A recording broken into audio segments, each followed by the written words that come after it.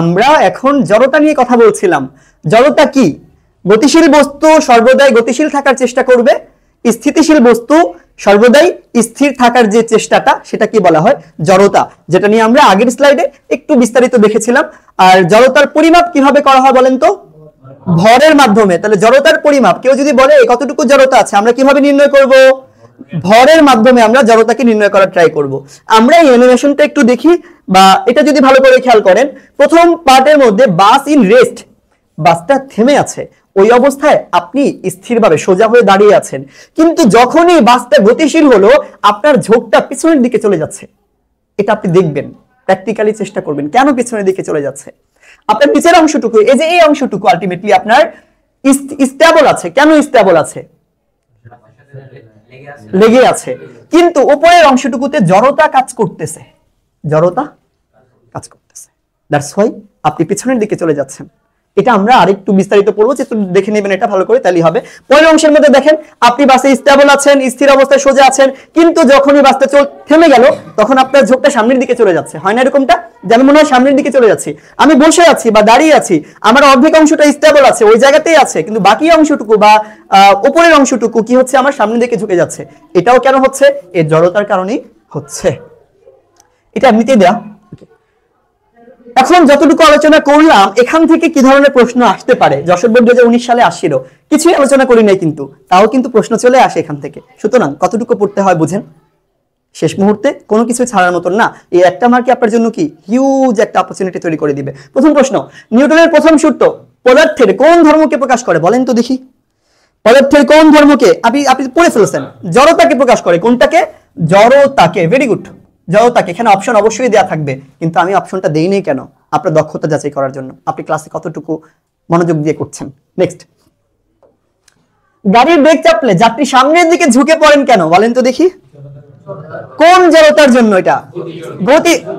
সামনের দিকে ঝুঁকে, সামনের দিকে ঝুঁকে, দেখেন তো সামনের দিকে ঝুঁকছে কখন?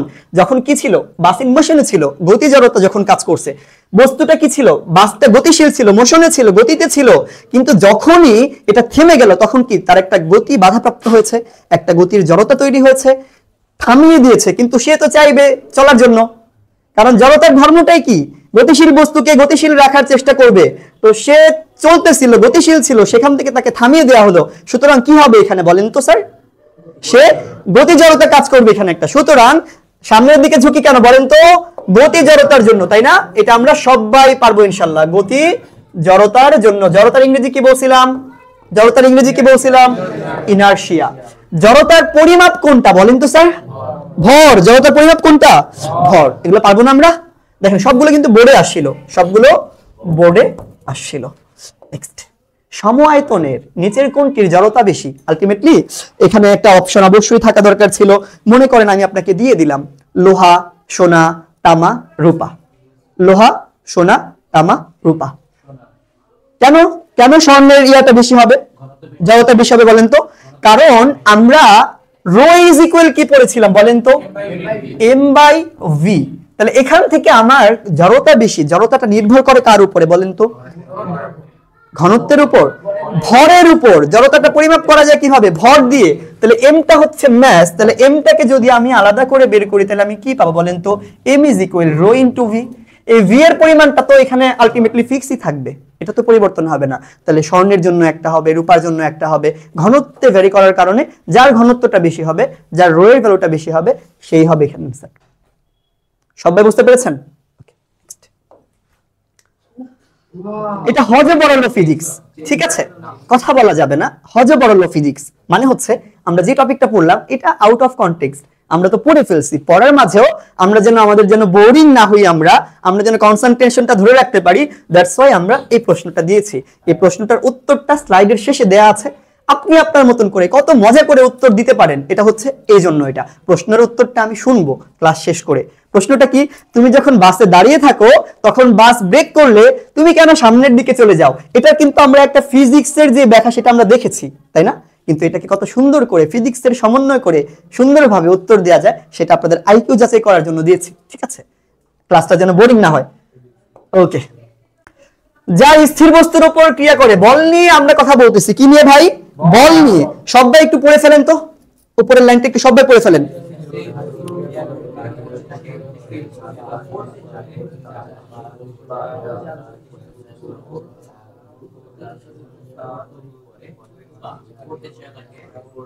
ওকে ফাইন, ওকে ওকে। জড়তার ক্ষেত্রে পড়েছিলাম আমরা স্থির বস্তুকে স্থির রাখতে চায়, গতিশীল বস্তুকে গতিশীল করতে চায়, কিন্তু বলটা হচ্ছে এমন একটা জিনিস যার কাজ হচ্ছে স্থিরটাকে গতিশীল করবে, গতিশীলটাকে স্থির করবে। কথা কি বুঝতে পেরেছেন সবাই? তাহলে এটা নিয়ে আলাদা করে এক্সপ্লেনেশনের আর কিছুই নাই। 2 নম্বর পার্টটা একটু খেয়াল করেন তো ভালো করে। নিউটনের প্রথম সূত্র থেকে বল জিনিসটা কি সেটা বুঝতে পারি, কিন্তু পরিমাপ করতে পারি না। তাহলে নিউটনের প্রথম সূত্র পড়ে ফেলছি, প্রথম সূত্র থেকে বিভিন্ন ইনফোগুলো বের করে নিয়ে আসার চেষ্টা করছি, যেখান থেকে আমরা প্রমাণ করেছি যে বলটা কি সেটা আমরা বুঝে ফেলেছি, জড়তা কি সেটাও আমরা বুঝে ফেলেছি, কিন্তু পরিমাপ করতে পারি না। এই বলটা কতটুকু কিভাবে পরিমাপ করব এটা আমরা পারি না। নিউটনের প্রথম সূত্র যতদিন ছিল ততক্ষণ অবধি আলটিমেটলি এই পরিমাপের ব্যাপারটা কেউ বের করতে পারেও নাই। নেক্সট, সাম্যতা ও সাম্যতাবিহীন বল, এই জিনিসটা কি এটা আমাদের একটু বুঝতে হবে। সাম্যতা কি কেউ কি আমাকে বলতে পারবেন? সাম্যতাটা কি? সমান, স্টেবিলিটি। মানে একটা বস্তু আছে, মনে করেন একটা বস্তু আছে, সেই বস্তুটা এইখানে আছে, তার একটা সারফেস আছে অবশ্যই। তো সেই বস্তুটা এই দিক থেকে 8 নিউটনে ক্রিয়া করতেছে, এই দিক থেকেও কি পরিমাণ বল প্রয়োগ হচ্ছে? 8 নিউটন বল প্রয়োগ হচ্ছে। এখন বস্তুটার লব্ধি বলটা কত হবে বলেন তো? নিট বলটা 0 হবে না?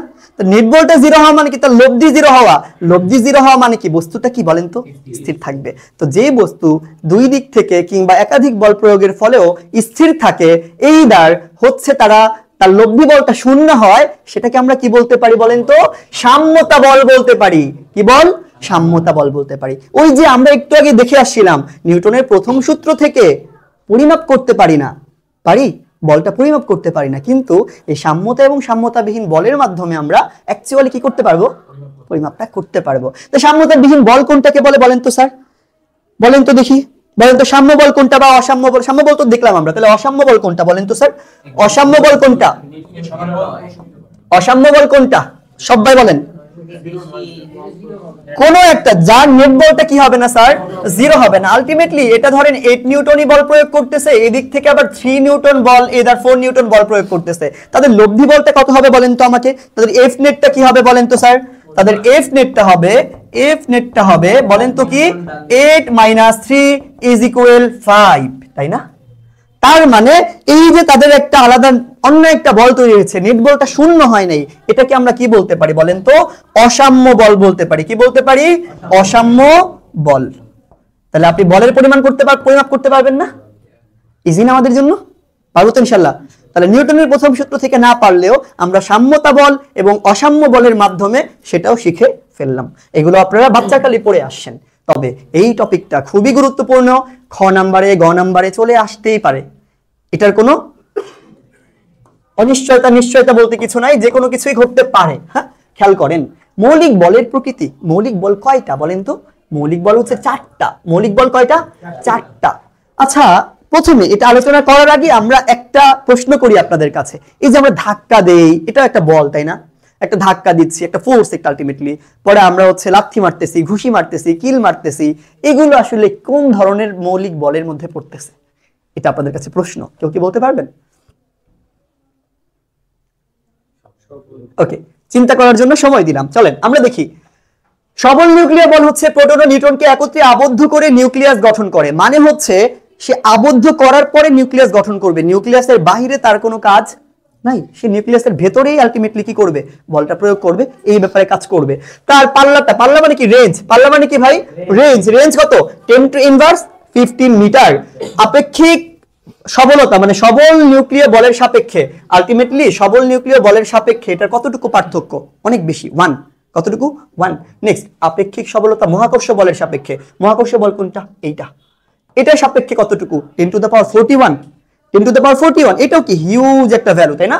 নেক্সট, তড়িৎ চৌম্বক বল ইলেকট্রনকে নিউক্লিয়াসের সাথে আবদ্ধ করে পরমাণু গঠন করে। ইলেকট্রনকে নিউক্লিয়াসের সাথে আবদ্ধ করে পরমাণু গঠন করে।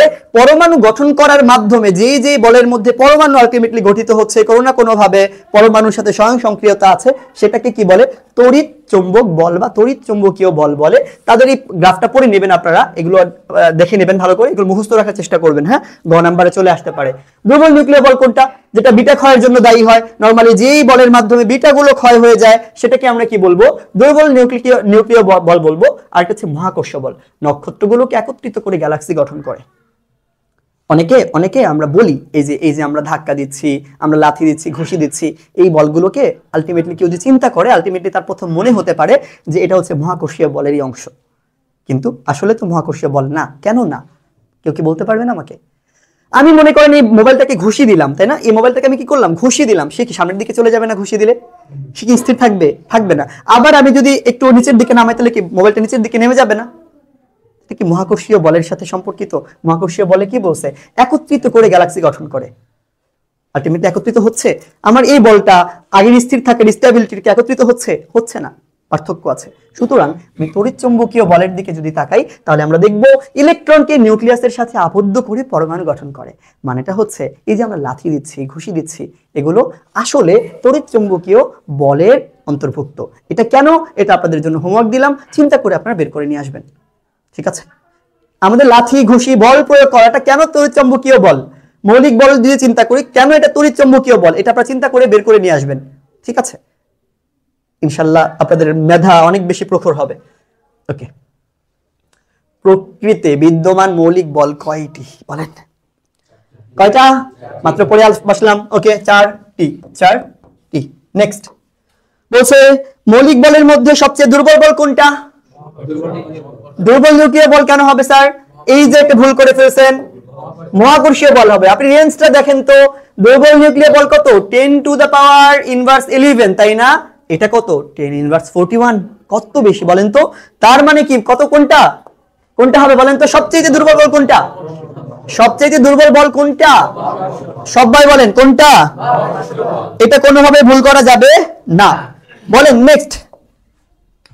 চট্টগ্রাম বোর্ড 2022-এ আসছিল, অনেকেই এই ভুলটা করছে এই প্রশ্নের মধ্যে। আমি ইচ্ছে করে অপশনগুলো দেই নাই, আপনি দেখে বলতে পারেন কিনা। অনেকেই ভুল করছে এটা। কোন দুটি মৌলিক বলের সমন্বয়ে ইলেকট্রো উইক ফোর্স গঠিত হয়? ইলেকট্রো উইক কথাটার মধ্যে ইলেকট্রন আছে, আবার দুর্বলও আছে। তাহলে আপনি কি এখান থেকে বুঝতে পারতেছেন না? বলেন তো স্যার কি হবে?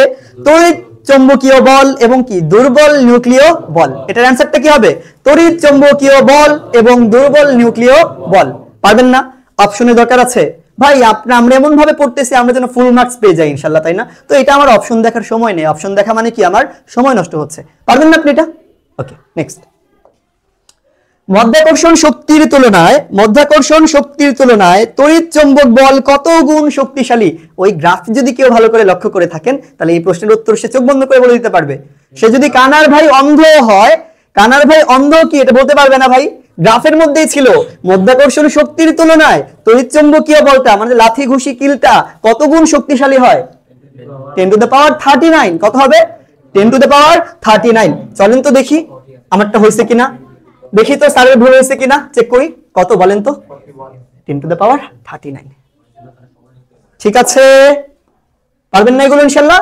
সো ক্লাসে যেগুলো দেখাচ্ছি এগুলো খুব ভালো করে খেয়াল করবেন, ইনশাআল্লাহ আপনার কোনো কিছু বাকি থাকবে না। নেক্সট, কোন বলের লব্ধি শূন্য হয় বলেন তো দেখি? পড়ে ফেলছি। কোন বলের? সাম্য বল। Very good.